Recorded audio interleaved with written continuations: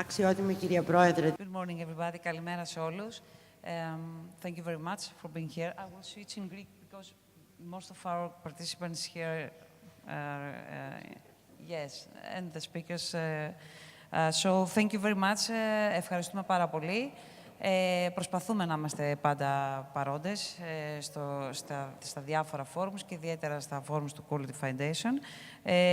Η κυρία Εξάρχου νομίζω εκφράζει την ρομαντική διάθεση όλων των ανθρώπων που πασχίζουν για αυτά τα πράγματα, να τα βάλουμε λίγο σε μια βάση πιο ρεαλιστική και την προσπάθεια που κάνουμε για να τα εφαρμόσουμε πια στην πραγματικότητα. Παλιά μας λέγανε λίγο γραφικούς, όσοι έχουμε κάνει σπουδές μας κοιτάζανε εξειδικευμένες, μας κοιτάζανε λίγο περίεργα πριν πολλά χρόνια. Νομίζω ότι τώρα είναι πια η στιγμή που πρέπει όλοι να καταλάβουμε την αναγκαιότητα.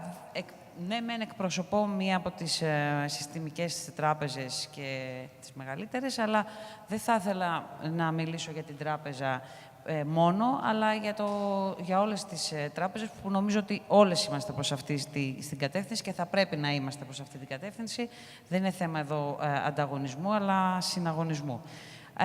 Μετά τις δηλώσεις του κυρίου Στουρνάρα, ότι από τους 5 παγκόσμιους κινδύνους που διατρέχουμε, οι 3 οφείλονται στην κλιματική αλλαγή, ότι οι επιπτώσεις της κλιματικής αλλαγής είναι μια πρόκληση για την οικονομική πολιτική και όχι μόνο, νομίζω οι τράπεζες έχουν πάρει τις κατευθύνσεις και τα μηνύματα. Το θέμα είναι πώς θα τα υλοποιήσουμε στην πράξη. Επίσης, είναι σίγουρο ότι δεν γίνονται να πιαστούν οι στόχοι εάν δεν υπάρξουν χρηματοδοτήσεις και αν δεν υπάρξουν ιδιωτικά κεφάλαια. 5 με 7 τρισεκατομμύρια, συγγνώμη, το ξέρετε όλοι, οι περισσότεροι εδώ, δολάρια είναι οι επενδύσεις που πρέπει να γίνουν για να πετύχουμε τους στόχους, σύμφωνα με τα νούμερα που έχουν δοθεί από τον ΟΗΕ το 2014. Καταλαβαίνετε ότι δεν μπορούν να φτάνουν μόνο τα χρήματα του δημοσίου για να πετύχουμε αυτές τις επενδύσεις. Θα χρειαστούν σίγουρα και ιδιωτικές παρεμβάσεις, δηλαδή οι τράπεζες. Έχουμε στήσει όλοι και κάνουμε προσπάθεια τα τελευταία χρόνια να στραφούμε προς τη χρηματοδότηση των ανανεώσιμων πηγών ενέργειας. Έχουμε κάνει, νομίζω, τα τελευταία 2 χρόνια οι περισσότερες τράπεζες αρκετές χρηματοδοτήσεις. Πρόσφατα ολοκληρώθηκε μια συγχρηματοδότηση ενός ομολογιακού 200 εκατομμυρίων σε ανανεώσιμες πηγές ενέργειας σε ένα μεγάλο όμιλο για αιωλικά και φωτοβολταϊκά. Γινόμαστε κι εμείς πιο εξοικειωμένοι, η αλήθεια είναι αυτή. Τι μας λείπει, το οποίο λείπει και στην Ευρώπη, έτσι, δεν είναι ελληνικό φαινόμενο. Μας λείπει η μοντελοποίηση του ρίσκου μας. Αυτό μας λείπει. Και επειδή όντως πηγαίνουμε και συμμετάσχουμε και στο εξωτερικό σε διάφορα φόρουμ που προσπαθούν να το κάνουν, όπως είναι το Energy Efficiency Forum, όπως είναι τα Sustainability Finance Forum που γίνονται και από το UNEP-FI, όλες οι τράπεζες έχουμε αυτή την αγωνία, αυτόν τον προβληματισμό. Ωραία, έρχεται κάποιος να πει ότι θα κάνει μια επένδυση. Πώς θα το μοντελοποιήσω, πώς θα το βάλω μέσα στην εκτίμηση του ρίσκου μου και πώς αυτό θα μου δώσει σαφή αποτελέσματα ή έγκυρα αποτελέσματα για αυτή τη χρηματοδότηση. Νομίζω ότι κάποια τα έχουμε βρει και θεσμικά. Τώρα καταλαβαίνω ότι δεν θα μπορούσε να παραμείνει ο Υπουργός. Αλλά αν πρέπει να ζητήσουμε κάτι, θα είναι αυτό. Θα πρέπει να αποσαφινιστούν κάποια πράγματα και στο θεσμικό πλαίσιο και στα διάφορα νομοσχέδια που υπάρχουν για τα κίνητρα, για τα πρόστιμα πολλές φορές, γιατί σίγουρα υπάρχει η μέθοδος η οποία δίνει κίνητρα, αλλά υπάρχουν και κάποιες φορές και κάποια μέτρα τα οποία πρέπει να επιβληθούν για να μπορέσουμε να πετύχουμε. Νομίζω το είπε στην αρχή και σωστά η συνάδελφος από το Ινστιτούτο το Γερμανικό. Αν κάτι δεν το μετράς, εάν κάτι δεν το βάζεις μέσα στο regular reporting σου, απλά δεν θα το κάνεις. Και για μας Έτσι είναι. Let's be honest. Αν κάτι δεν μας επιβληθεί, είναι η αλήθεια ότι δύσκολα θα το εφαρμόσουμε. Οι τάσεις υπάρχουν. Θέλουμε κι εμείς, αλλά θέλουμε να μας δοθούν κίνητρα. Οι συζητήσεις λένε ότι θα δοθούν κίνητρα και στις τράπεζες για να μπορέσουμε να αυξήσουμε και να στοχεύσουμε πιο στρατηγικά προς τις κατευθύνσεις αυτές του sustainable finance, όπως η σύνδεσή μας να δίνουμε δάνεια τέτοιας προσανατολισμού με τα risk-weighted asset μας. Είναι κάτι το οποίο, όπως καταλαβαίνετε, εμάς θα μας κινητοποιήσει όλους. Να δίνουμε κίνητρα στους πελάτες μας. Προφανώς μας ενδιαφέρει. Θα πρέπει όμως αυτό με κάποιο τρόπο να αισθανόμαστε κι εμείς σίγουροι ότι είναι πιστοποιημένα αυτά που μας φέρνουν. Ότι μπορούν να πιστοποιηθούν από φορείς, ότι μπορούν να πιστοποιηθούν από αγορές, από τους advisors, τους εξειδικευμένους που έχουμε, τα business plan που μας παρουσιάζουν ότι βγαίνουν. Αυτή είναι η μεγαλύτερη μας αγωνία. Η πρόθεση και η στρατηγική όλων των τραπεζών υπάρχει. Είναι αδιαφεσβήτητη. Θα έρθει να πλαισιωθεί, νομίζω, και από την υπογραφή των αρχών της υπεύθυνης των Principles for Responsible Banking του UNEP-FI. Ήδη ο συνάδελφος, αν είναι εδώ, κ. Δημόπουλος, συγγνώμη, δεν τον έχω δει, εκεί είναι, πολύ ωραία, που είναι ο πρωτεργάτης από την πλευρά της Ελλάδας σε αυτό το κομμάτι, έχει κάνει φοβερή δουλειά και οπότε προσπαθούμε όλοι να συντονιστούμε υπό την επίβλεψή του για να προσπαθήσουμε να υπογράψουμε όσες περισσότερες τράπεζες, τουλάχιστον θα μιλήσω από τη δικιά μας, η πρόθεση αυτή είναι, να δεσμευτούμε για την υπογραφή των αρχών του Principles for Responsible Banking. Καταλαβαίνουμε ότι και άλλοι φορείς και θεσμικοί θα το κάνουν αυτό. Άρα, εμέσως, η πρόθεσή μας υπάρχει, η δέσμευσή μας υπάρχει, τα εργαλεία μας λείπουν λίγο για να είμαστε ειλικρινείς, ο φόβος για κάτι πάντα καινούριο, αλλά η προσέγγιση μας είναι ότι εκεί πρέπει να πάμε, όχι για κανένα άλλο λόγο, πέρα από τη συμβολή μας που πρέπει όλοι να είμαστε ευαισθητοποιημένοι προς το περιβάλλον, την κοινωνία μας και την αειοφορία μας, που είπε και πριν ο συνομιλητής μας, κυρίως από την πλευρά μας, για τη διαχείριση του ρίσκου μας και για τη βελτίωση του χαρτοφυλακίου μας. Αυτό νομίζω και αυτή πρέπει να είναι η κινητήριος δύναμη και αυτή πρέπει να είναι η προσέγγιση μας. Δόξα τω Θεώ, μας βοηθάνε αρκετές μελέτες, μας βοηθάνε οι καθηγητές όπως ο κύριος Ατζετάκης και οι μάδες με τις διάφορες προσεγγίσεις και τα βιβλία, τα Economics from Climate και όλα αυτά, τα πολύ ωραία πράγματα που μας βγάζετε. Θα προσπαθήσουμε κι εμείς να τα αποκωδικοποιήσουμε και να μπορέσουμε να προχωρήσουμε περισσότερο σε αυτές τις επενδύσεις. Προϋπόθεση βέβαια είναι να έχουμε περάσει και στην επόμενη μέρα της οικονομικής ανάπτυξης, έτσι, γιατί μας τα είπε ωραία ο Υπουργός, θετικά είναι τα μηνύματα, δεν το συζητούμε, αλλά να τη δούμε κιόλας λίγο πιο πολύ αυτή την οικονομική ανάπτυξη. Γιατί χωρίς αυτήν και να θέλουμε να δώσουμε λεφτά, σε ποιους θα τα δώσουμε. Αυτά από μένα. Σας ευχαριστούμε πάρα πολύ. Θα είμαστε στη διάθεσή σας σήμερα για να μπορέσουμε να συζητήσουμε ό,τι άλλο θέλετε να μας ρωτήσετε ή να προβληματιστούμε. Ευχαριστούμε πολύ.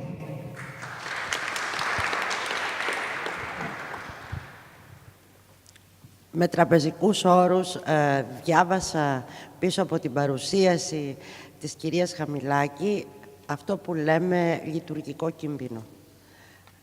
Το ρίσκο γενικά, η μέτρησή του, η αποτύπωσή του, αλλά και ο λειτουργικός κίνδυνος έτσι όπως θα τον φανταστεί και θα τον επιβάλλει η εποπτική αρχή και όταν θα φτάσει η κρίσιμη ώρα της αποτίμησης θα πει ότι εδώ δεν έλαβες αρκετά υπόψη το λειτουργικό κίνδυνο από τη συγκεκριμένη χρηματοδότηση. Νομίζω ότι είναι το κυρίαρχο ζήτημα για τον τραπεζικό κλάδο σήμερα. Για τον λόγο αυτό, εάν μου επιτρέπετε και συμφωνείτε όλοι, θα ήθελα να φύγουμε από το ελληνικό τραπεζικό σύστημα και να ακούσουμε τις απόψεις του κυρίου Βακάρο για να δούμε αν τελικά... Okay, για να δούμε. So, if I'm permitted to give you right now the floor in order to complete the banking use, you may proceed. It's up to you. Because otherwise I can't see. Okay.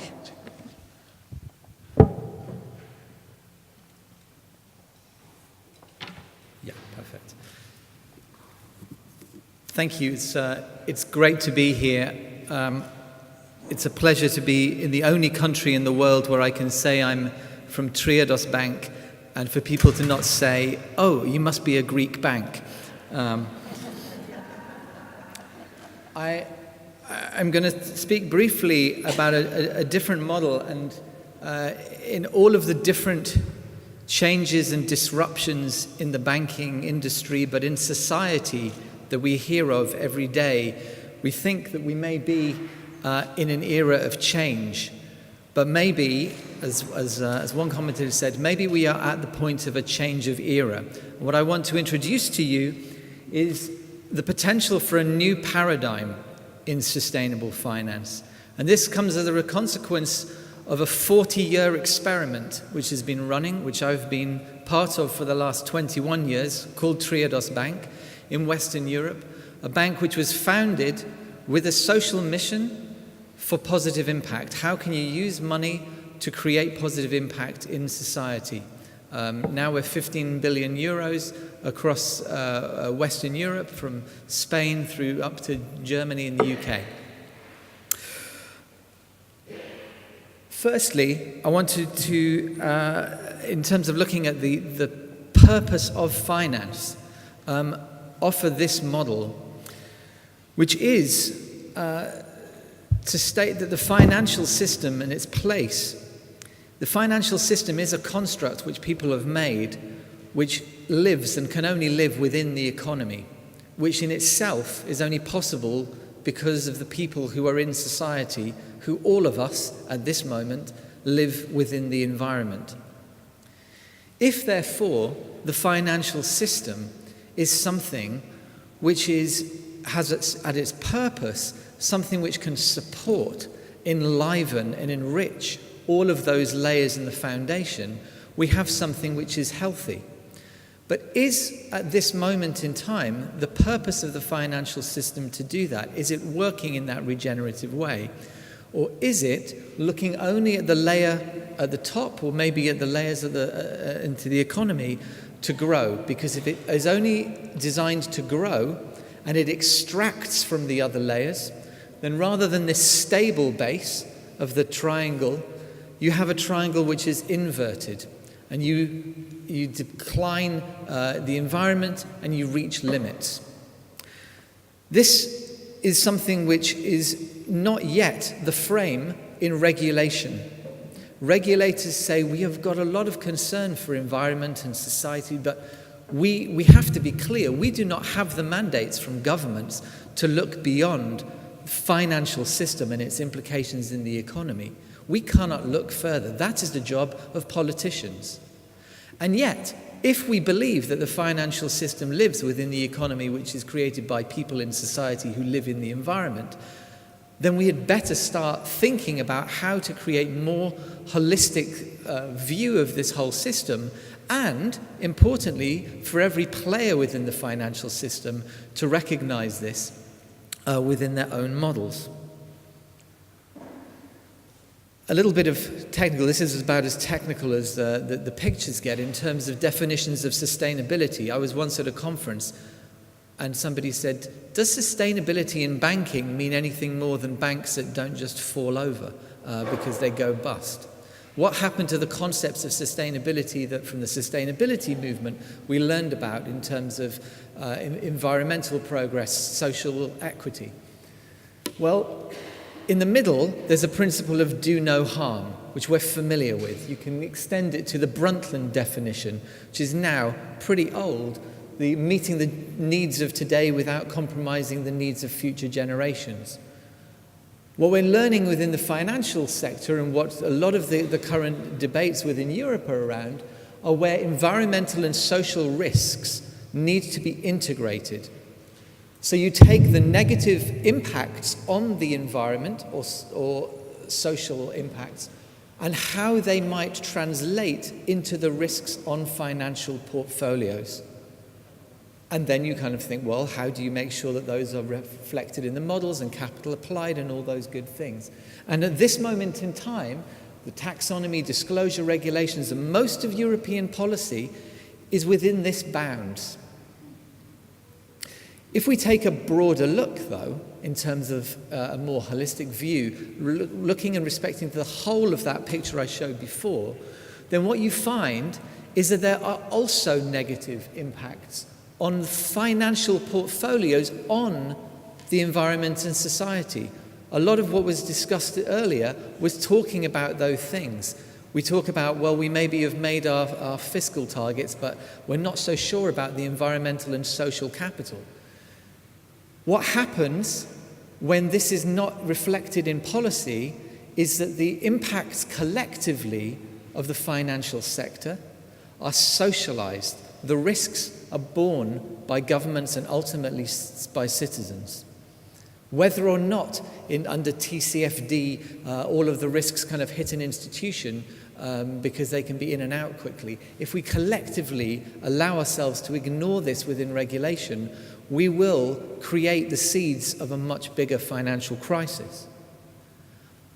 On the other side, beyond being able to just meet today's needs, there are things which are restorative, which can in some ways put back into society and the environment. And in a sense, at the kind of the zenith of what we could kind of create and co-create, when we think about the process behind the Sustainable Development Goals, things which are regenerative, things which enliven, things which enrich us as people, as individuals, as communities, looking at a vision of positive impact and social renewal. Now, this can sound perhaps fanciful, so let me take you through a journey that we've been on in terms of sustainable banking. We're part of a movement for values-based banking. The Global Alliance for Banking on Values now represents 54 banks from around the world, many in Europe, Banca Etica in Italy, Crédit Coopératif in France, GLS Gemeinschaftsbank, Kadiza now is joined from Greece, all who have a social mission embedded in their origins. It's now a community serving 50 million customers worldwide. And it has a different formula, and I will share it with you. And this is the thing with paradigms, which is that there's something very critical about the order in which things are done. In the current paradigm in banking, we do credit risk and profitability. We look at something and we say, well, let's have a look at the risk and return. And in recent years, there's a second stage, which is, and now we need to make sure we embed environmental social governance risks, ESG risks, as a second check. And there's a lot of measures which can be applied to that. But it comes in that direction, and therefore necessarily it becomes bolted on rather than built in. So what happens if you start from a different direction? What happens if you start, this is the Triodos Bank process, with the motivation and impact of every entrepreneur, really understanding what is the kernel of the idea behind every enterprise and how does this actually benefit society? Not necessarily even within a theoretical framework of measures, but really to understand how that is embedded in the community.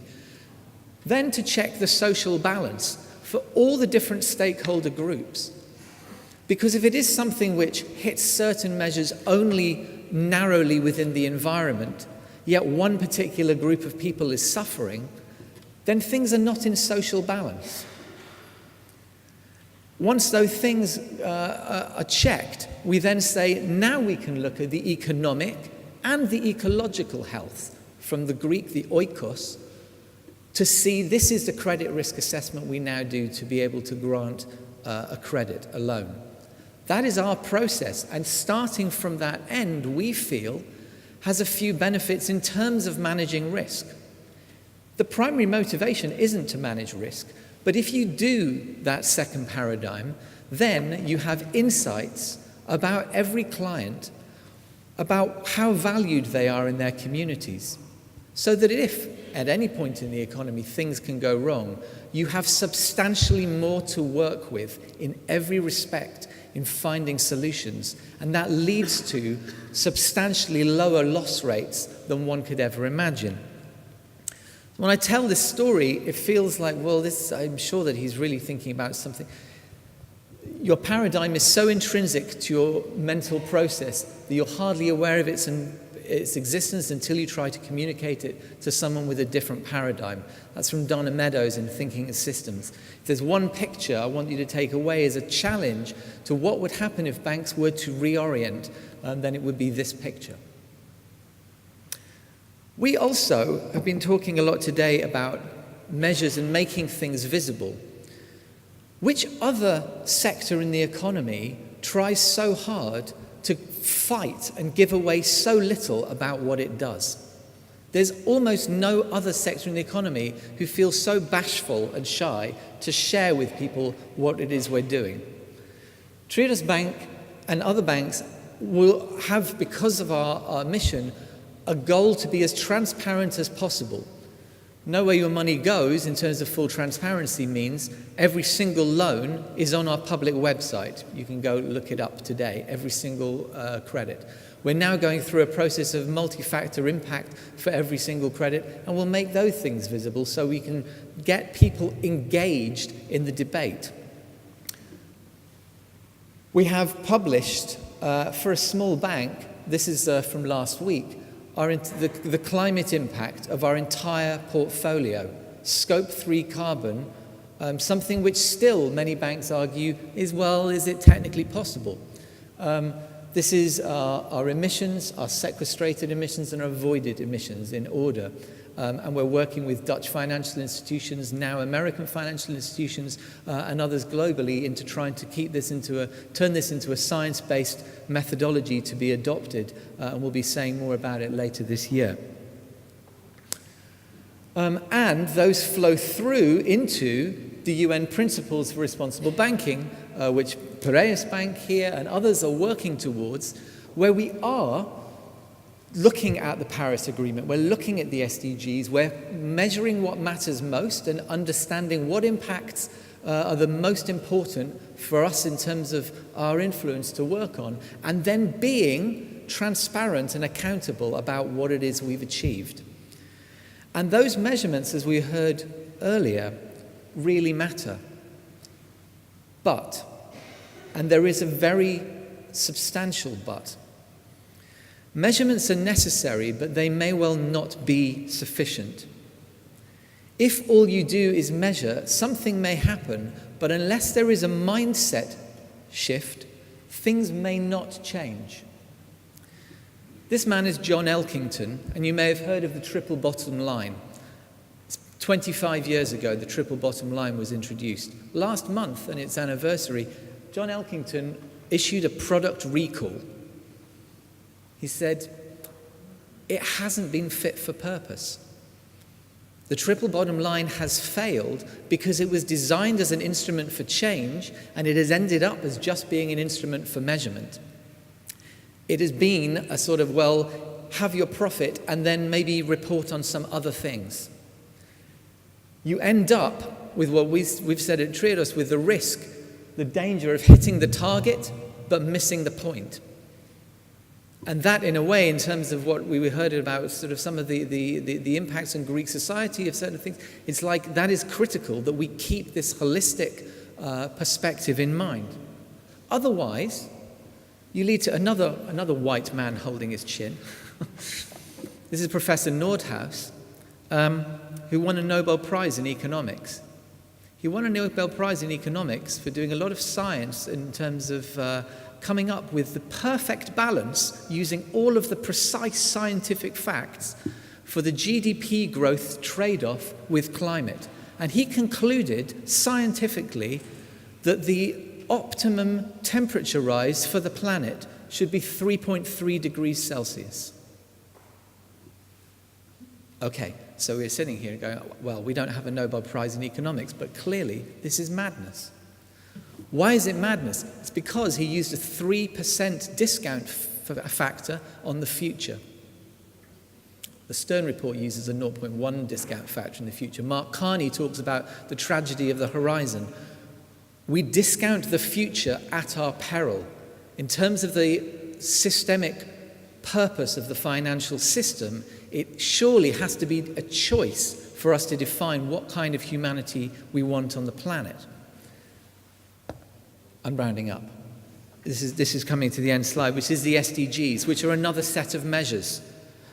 We've been engaged with the people who wrote the SDGs, and ultimately this is the reason why banks will make money in the future. It's not just about the smart apps, it's about helping clients to be able to face and meet the needs of the sustainability challenges, because that is value creation in the economy, which serves society and the environment. This is the other one. So it's not just about the sticky, nice colors and you say, oh, I like this one and I like that one and I'll wear those little badges and that's it. This was the result of a holistic process. So when people read them and say, yeah, this is about emerging markets and this is over lots of UN goals, I don't understand it. The people who designed the SDGs went through a process of inquiry into society to see what it is working and what is not working and what are the most important priorities. And for every bank right now, working within the context of its society, it has to address its questions of what's working, what's not working. For those who don't recognize it, this is the indicator on a red, amber, green, there's not much green, for Greece right now on the SDGs, as per the SDG index.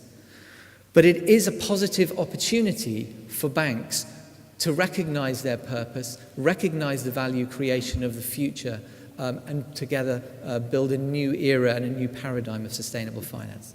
Thank you.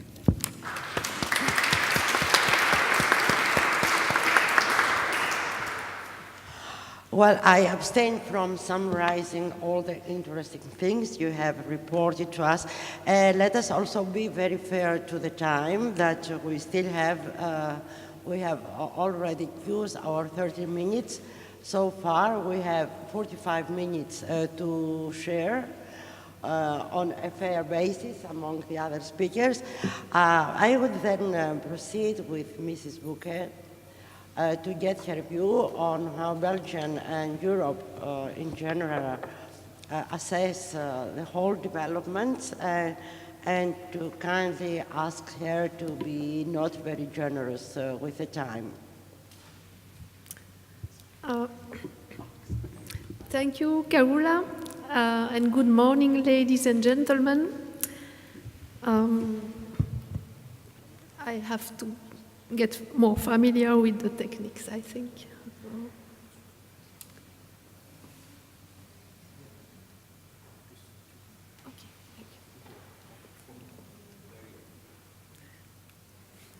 So, in January this year, the Federal Council for Sustainable Development of Belgium, where I work, has organized a seminar with asset managers and institutional investors where we discussed how they could best contribute to the financing of the transition towards a low-carbon and sustainable economy.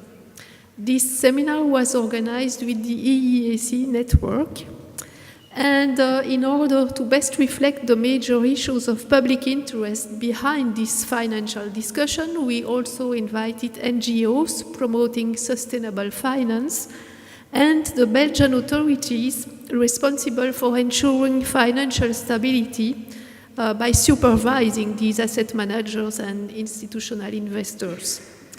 Although we haven't been able to draw official recommendations regarding the issue to the government, I'm very pleased to discuss it here today in my personal capacity, and I'm grateful to the QualityNet Foundation and to Yvonne Zwick for the invitation.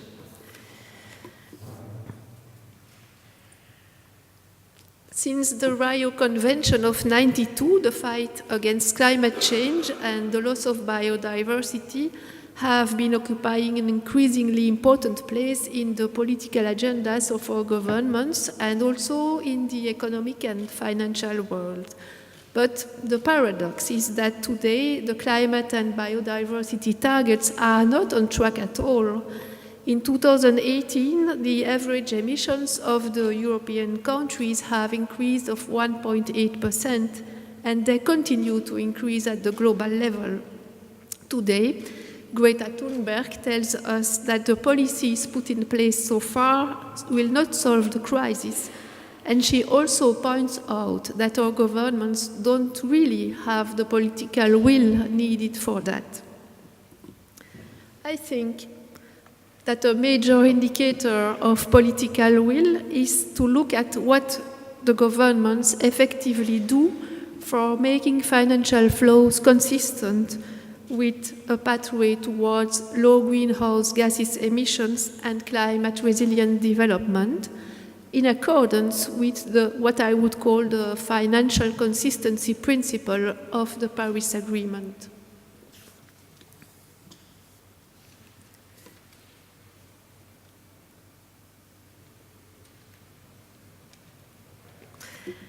The new European regulation on the governance of the Energy Union and climate action already provides clear accounting rules for domestic climate finance.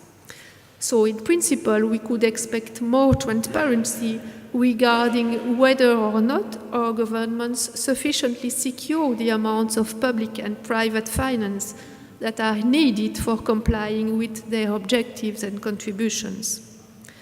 The regulation, the European regulation, clearly reflects the financial consistency principle of the Paris Agreement as far as the objectives for 2030 are concerned.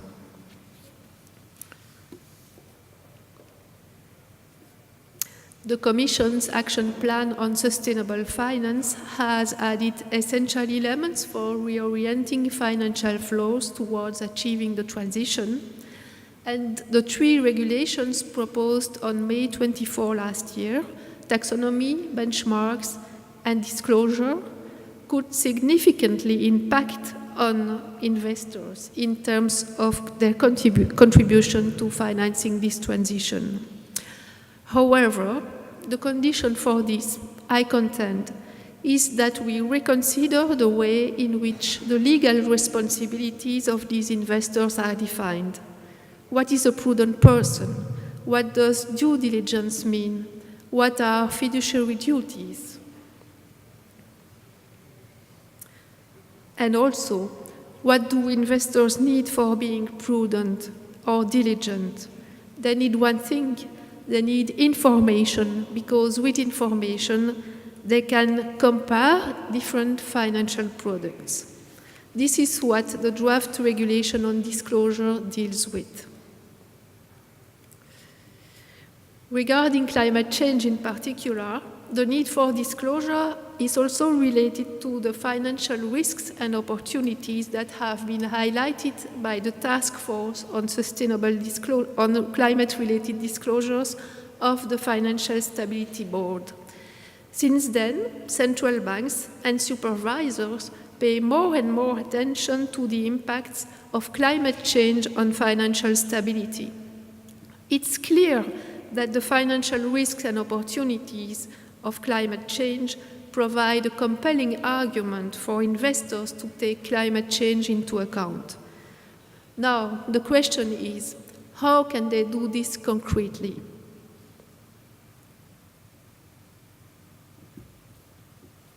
They can divest from brown economic activities by excluding stranded assets, or they can invest in green or transition projects with a view to achieving a contribution in terms of for the global goals on climate.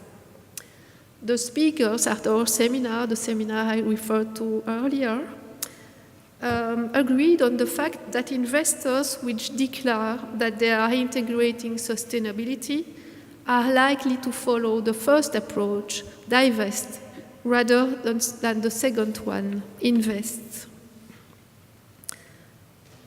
Now, I would like to illustrate this more concretely with the example of pension funds. Pension funds' long-term liabilities make them ideal providers of sustainable finance, as the beneficiaries expect income streams over several decades. But still, if I take my country as an example, more than 50% of the pension funds don't consider sustainability at all as a factor for investing, or they do consider it, but only when it has no negative impact on return. Pension funds need return on investment to provide their members retirement income, but the requirement for return and profitability also clearly stands in the way of sustainable investments by pension funds. I say this because today pension funds can still call on the prudent person rule for not incorporating sustainability considerations in their investments. Is that good? Is that optimal? Do pension funds' long-term investment policies not also make their assets potentially more exposed to long-term risks? What about the losses stemming from policy changes in the carbon-intensive sectors the funds invest into? What about missed opportunities when a sector lags behind because of changes of consumers' preferences? What about reputation issues when green products turn out to be less green than expected? Can we still say then that the investor acts as a prudent person? Should we not say instead that he is no longer a prudent person when he doesn't take such risks and opportunities into account? The European Parliament proposed to amend the disclosure proposal of the Commission in that spirit by introducing an obligation for investors to have in place due diligence procedures with regards to sustainability.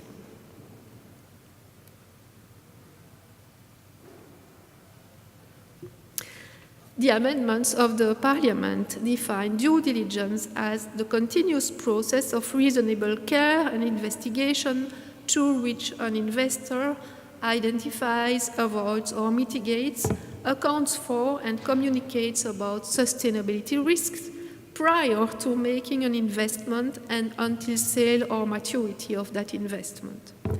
The amendments also include a couple of concepts which are potentially useful for investors to comply with due diligence. First, a clear definition of sustainability risks, including not only short-term but also long-term risks for the return of the financial product, but also for the natural environment, including but not limited to when linked with financial return. Second, the need to look for sustainability performance or impact on the basis of a set of harmonized indicators. Third, target setting, very important, for example, for performance accounting. Four, integrated reporting from investee companies, namely reporting on financial and non-financial issues, data. And five, the exercise of shareholder voting rights and engagement with companies. Before I finish, I would like to ask a further question regarding due diligence. Does it not also consist into how investors, like other economic actors, contribute to the collective interest of climate policy in accordance with the financial consistency principle of the Paris Agreement? Thank you for your attention. Thank you, Mrs. Bouquet. So we got also a good view for all the definition issues, how we interpret transparency, how we attract the interest of the investors, but how also the investors and the society itself, they share also the risk, because it's not a task to be achieved just from the regulator, from the Commission, or just for the banking sector. Everybody should bear a part of its responsibility. Thank you very much. So I apologize to Mr. Bob for being delayed and to give him the floor, but now we come back to the European Commission and how they have designed the 3 goals and then the 10 actions in order to achieve sustainable finance and growth. So everybody should keep the time. Huh? Okay, so you're going to give Also, me 7 minutes. normally we have to complete our presentation 25 after 11. Am I right? Okay. So please. So thank you very much, and thank you very much for giving me the opportunity to be with you today.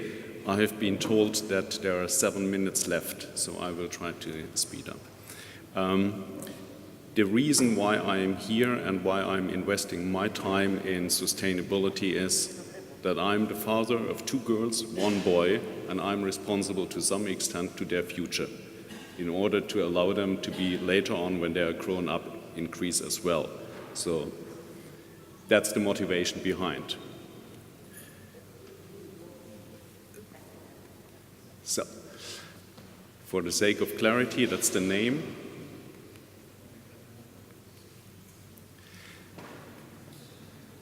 What were you expecting from an auditor or from an advisor from Ernst & Young?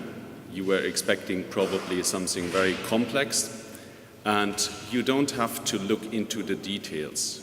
What is important is the point that there is a large number of regulatory initiatives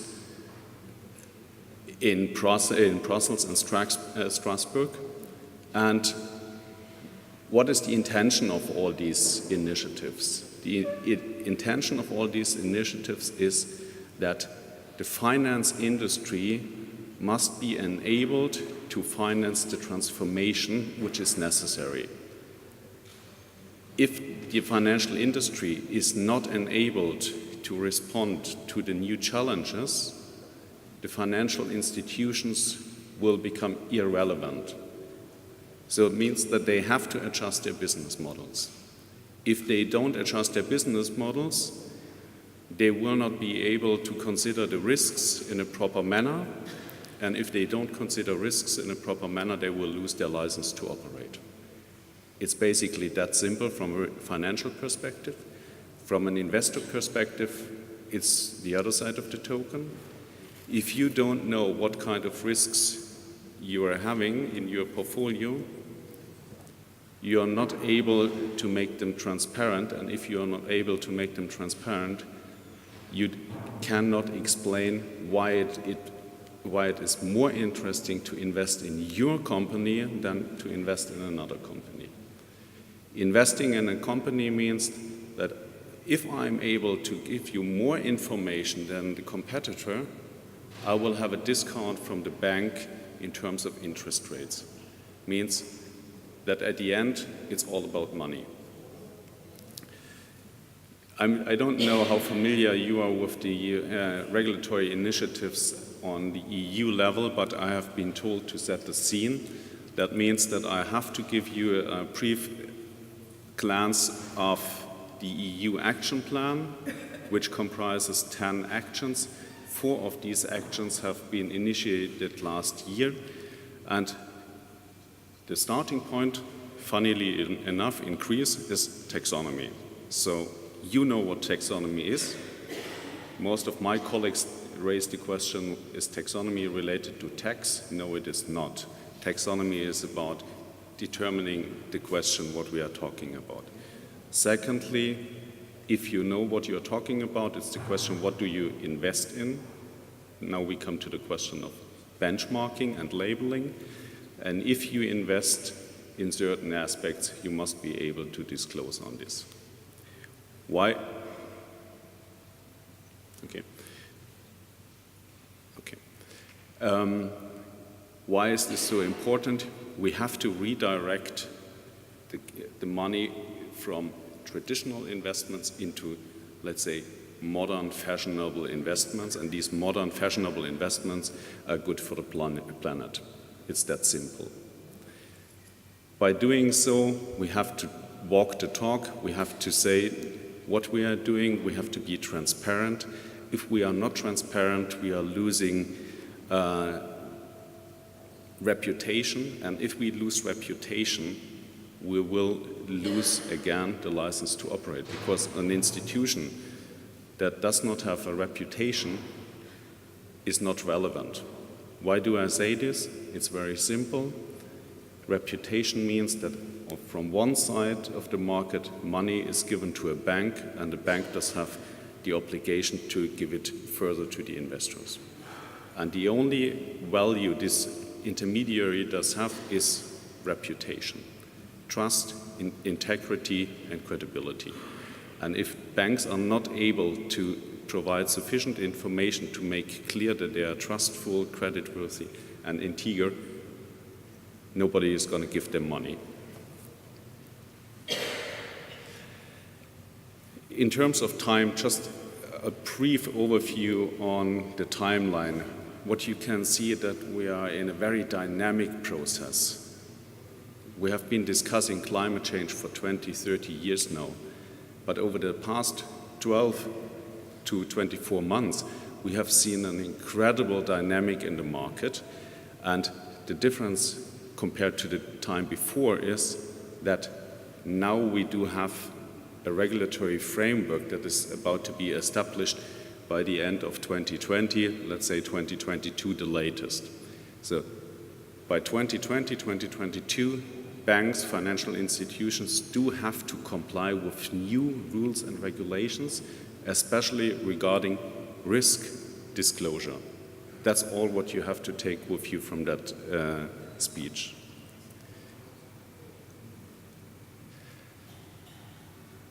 I'm sure the presentation will be given to the audience later on by email, so that's nothing you have to read, but the 4 current actions that are discussed on EU level are regarding taxonomy, transparency, benchmarks, and product definitions. The lights on the right side are just to indicate that there will be a lot of work to do in the banks to adjust their policies and procedures, their IT systems, their governance structures, their risk management structures, their compliance structures in order to comply with these new regulations. So it's nothing you could take for easy. It's a burden and it will cost a lot of money, but if you don't invest in implementing these new regulations, you will not be relevant in the market anymore.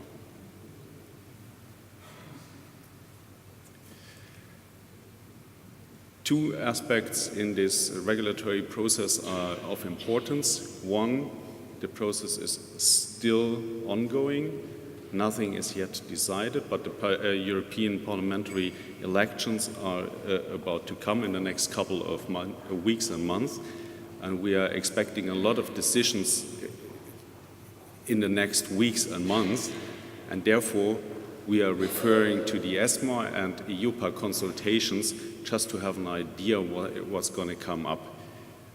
What are the key aspects? As I said, they are focusing on organizational aspects, on product governance, on reporting, on due diligence requirements, and on risk management. These are the buzzwords which are discussed. The next slide is the result given from the EIOPA consultations. Here as well, risk management, long-term impact, product disclosures. So you can see it's not rocket science, it's just something you have to work on. You have to be aware of the changes that are going to come, and you have to implement them either in the compliance area or in the risk area. From a regulatory perspective, a brief look at the Lamfalussy process. I'm sure you are all familiar with this, but when you look at these papers, please have a look at the level they are talking about. Is it a level 1, is it a level 2, or is it a level 3 regulatory initiative? Is it a regulation? Is it a directive? Is it a delegated act that needs to be implemented? These are nitty-gritty details where you have to put an eye on.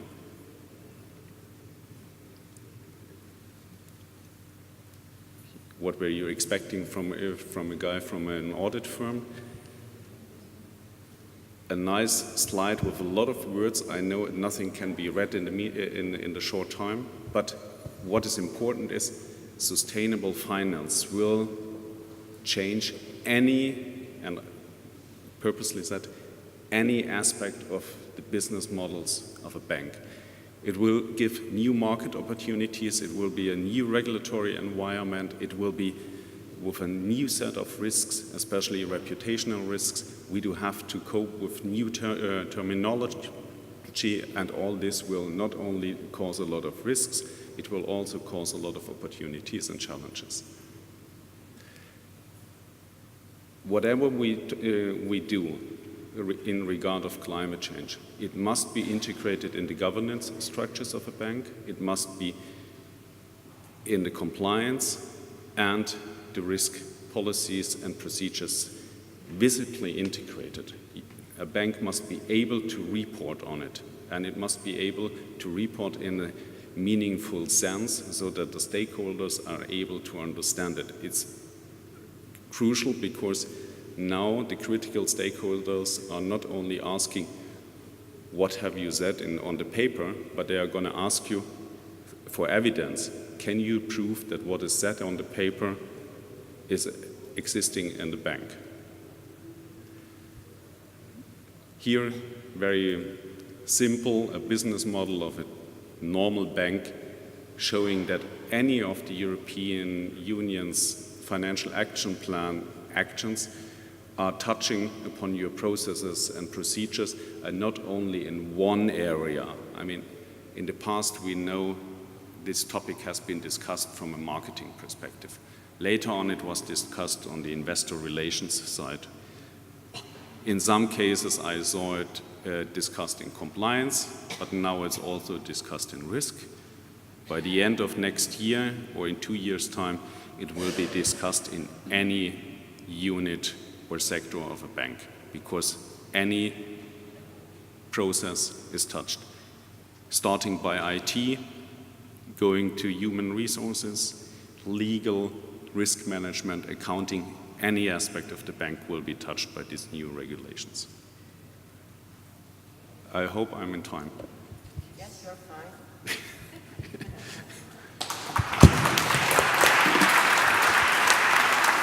Well, Mr. Bock, you have recovered a lot of keywords, but I just keep your conclusion. In order to save environment, natural environment, the banks have to elaborate a new professional and business environment. So far, we are looking forward to get a lot of green bonds and green investors. Let Mr. Sarzatakis have a view in the past and in the perspectives ahead. Thank you very much. Thank you for the invitation. I'll try we to... have 10 minutes. I'll try to be even faster. So, I'll try to make points. So I won't be talking around points, I'll be making points. First point, since I have only 10 minutes. And I think the issue is extremely important to understand. The first thing that, very briefly, there is a huge need, there is a huge urgency to take actions against climate change. We have to move fast, and it has been proven that it is impossible to achieve the target only with fiscal policies. That is taxes and all this other stuff that Mr. Famelos was talking about and he is responsible for. So he alone, no matter how good he is, he cannot do it. Or he cannot do it alone. Or he cannot do it in time.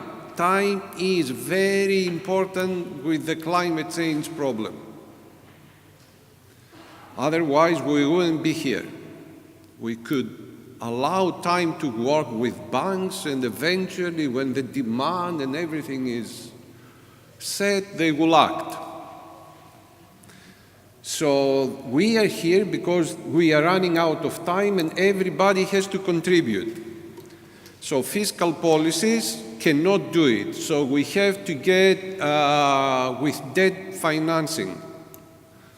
So it is a long-term problem, so we have to get to finance with debt. Green bonds is a solution. The second point, I'm pretty sure that we are all convinced about climate change and the urgency of the problem, so I'm not spending more time on that. This is a graph showing how much money we need in the next 15 years. It's borrowed from one paper, report. There are many. This report, which is highly cited, sorry, I forgot something. Let me return. On the bottom down here, it's the source of my endeavor. Most of my presentation is based on something that will come out as working paper under the EMECA thing, the whatever that is, Επιτροπή Μελέτης, something, climatic αλλαγές, something under the auspices of the central bank that has done quite a lot of work. We issued a book on climate economics. This is completely separate from that. The working paper is on green bonds because that's what the bank is interested in. Now, sorry, that was the credit. I forgot to put the credit on my... So, returning back to the needs, we need lots of money. These are total infrastructure needs, global, that is, estimated around 90 trillions, which the additional to those for the transition to low carbon economy are estimated, there are different studies estimated from half to 1.5 trillion per year. Again, 1 to 1.5 trillion per year. It's not so big of a number. I mean, it sounds huge, but it is not that big. And why it's not that big? Because the bond market, the global bond market, is huge. So we can draw money from there. We haven't started, but we have to get into it. There are lots of money, as Mr. Papadreou said. Money is there. And he was absolutely right. He was absolutely right. A very misunderstood person. So green bonds is the solution economically. Economically, that means in terms of economics, economic analysis. It's long term. There is lots of literature. I won't bother you with the theoretical. The critical thing is how to get people invest in green bonds, given that there is a higher cost of issuing it, because there is reporting, certification, and blah, blah. So somehow you have to accept lower returns, initially again. Okay, that's the tricky thing. Let me give you a picture of the market as it developed up to today mostly. There is a huge, this is an exponential increase.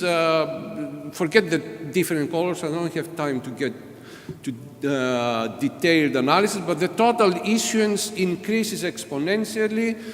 It has reached the plateau over the last year, 2018. We expect to increase a substantial increase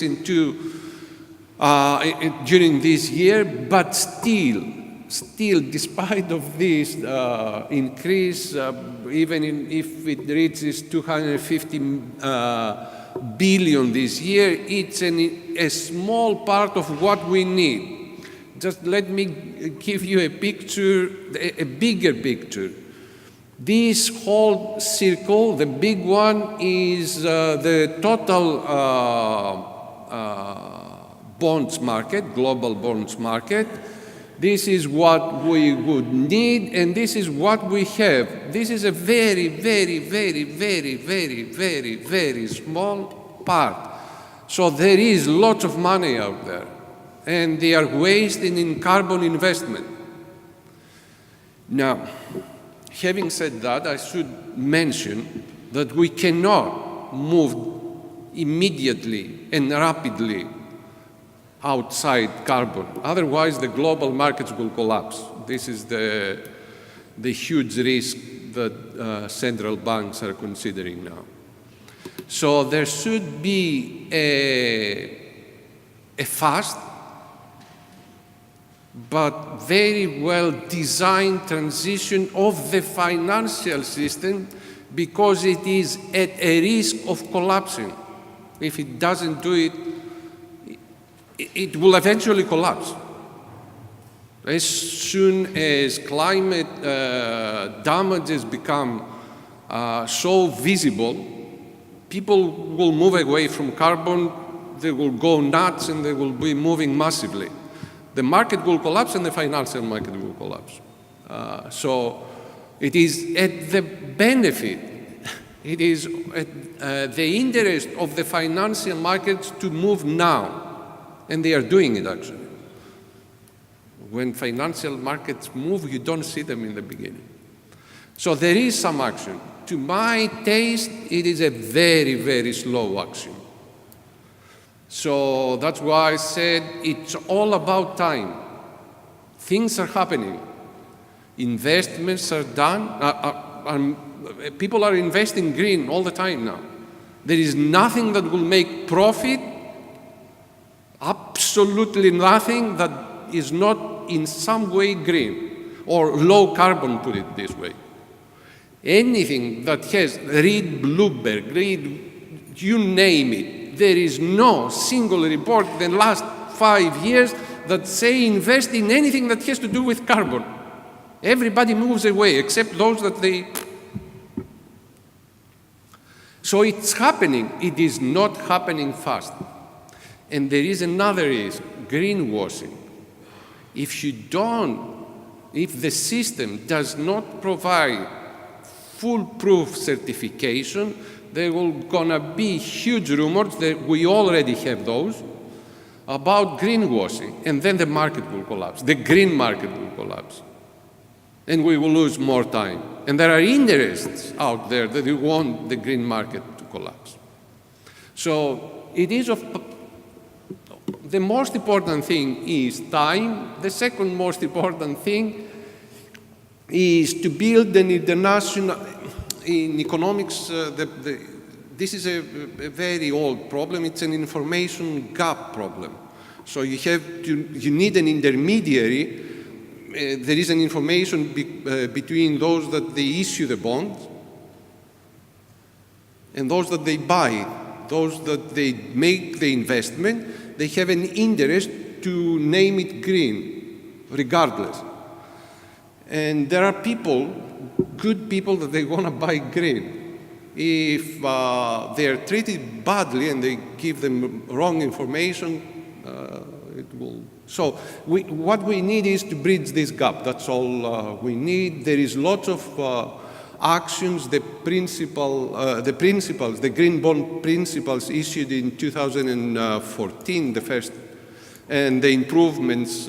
EU has a task that should deliver soon a report.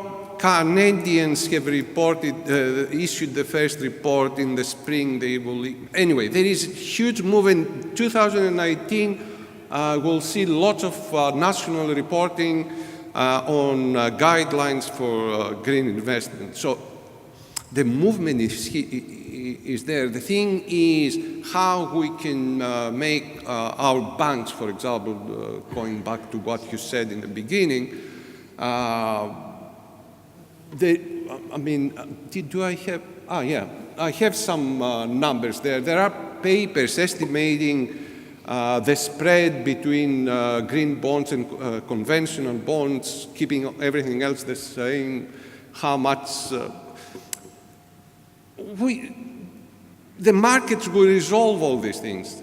What you need is some assurance that the market won't get into trouble, and it will develop soon. So my last point is how things move fast with an intervention. So we need an intervention. From where? From central banks. I know that they don't have the mandate to do that. They have a different mandate. However, they have other means without changing their mandate to push for green bonds. Why? It's a matter of reputation. The informational gap exists because there is a reputational issue. So somehow the central bank should put their reputation at stake and issue bonds. That will move the whole thing faster.